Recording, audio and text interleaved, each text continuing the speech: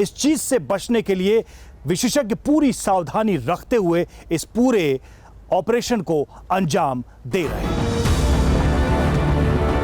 जिस तरह से नोएडा के ट्विन टावर को गिराने के लिए हजारों किलो विस्फोटक लगाया गया है, ठीक उसी तरह से इन इमारतों को भी गिराने के लिए विस्फोटकों का इस्तेमाल किया गया था।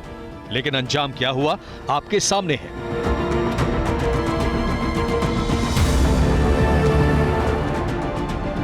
ये डेनमार्क की सिटी लाइब्रेरी कल्चर सेंटर की गगनचुंबी इमारत है। इमारत गलत तरीके से बनाई गई थी और इसे जमींदोज करने का फैसला लिया गया।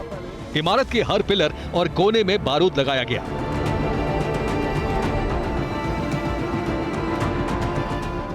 हजारों किलो बारूद लगाने के बाद इमारत की विध्वंस की तारीख निकाली गई, लेकिन आखिरी वक्त में सारा खेल खराब हो गया।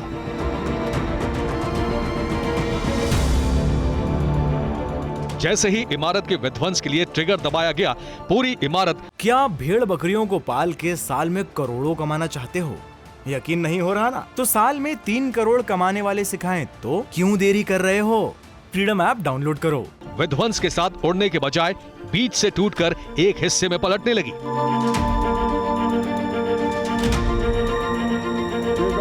देखते ही देखते ये इमारत पास के दूसरे स्ट्रक्चर के ऊपर गिर गई।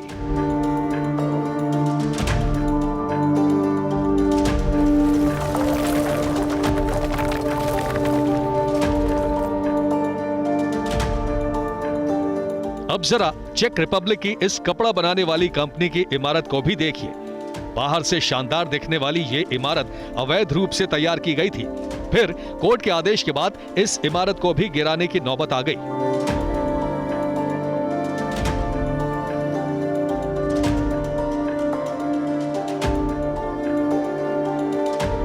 नोएडा की तरह ही इस बहुमंजिला इमारत पर सैकड़ों टन विस्फोटक लगाया गया था। विशेषज्ञों की टीम की निगरानी में सारा काम पूरा हुआ, लेकिन जैसे ही विध्वंस हुआ, सारा खेल खराब हो गया।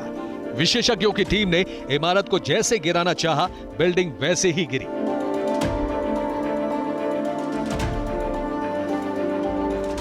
लेकिन इमारत के कुछ हिस्से मलबा नहीं बन पाए और उनके बड़े बड़े टुकड़े इधर उधर उड़कर जाने लगे। कंक्रीट के टुकड़ों से आसपास खड़े लोग तो बच गए, लेकिन नजदीक की इमारतों को काफी नुकसान हुआ।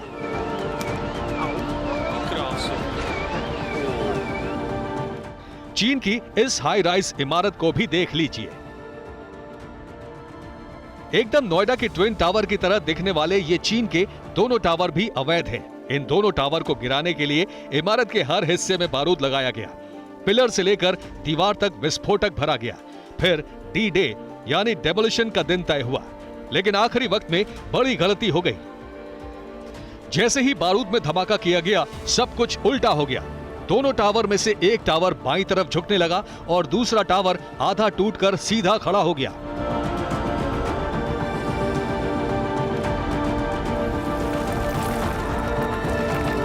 इमारत को गिराते वक्त कई बार ऐसे हालात भी सामने आ जाते हैं। हालांकि बाद में इस विध्वंस को भी सही तरीके से पूरा कर लिया गया, लेकिन थोड़ी देर के लिए वहां मौजूद सभी लोगों की सांसें थम गई थी। हालांकि नोएडा में ऐसे हालात ना हो, इंतजाम पूरे हैं।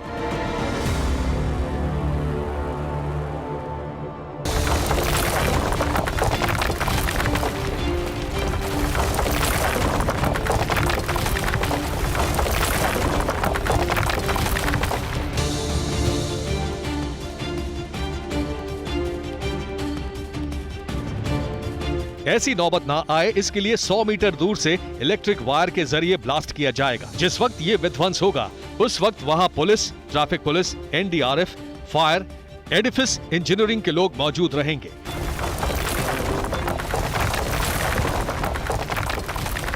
जो टावर के आसपास की हर गतिविधियों पर पैनी नजर रखेंगे। लेकिन सबसे बड़ी परेशानी टावर के विध्वंस से गिरने वाला मलबा है, क्योंकि जब यह विस्फोट होगा तब करीब 55,000 टन का मलबा जमा हो जाएगा। यही नहीं, ट्विन टावर में ब्लास्ट के बाद जितने दबाव से मलबा गिरेगा, उतनी ही तेजी से धूल फैलेगी। आसपास करीब 3 किलोमीटर के इलाके में धूल का गुबार फैलेगा। क्या भेड़ बकरियों को पाल के साल में करोड़ों कमाना चाहते हो? यकीन नहीं हो रहा ना? तो साल में 3 करोड़ कमाने वाले सिखाएं तो क्यों देरी कर रहे हो? फ्रीडम ऐप डाउनलोड करो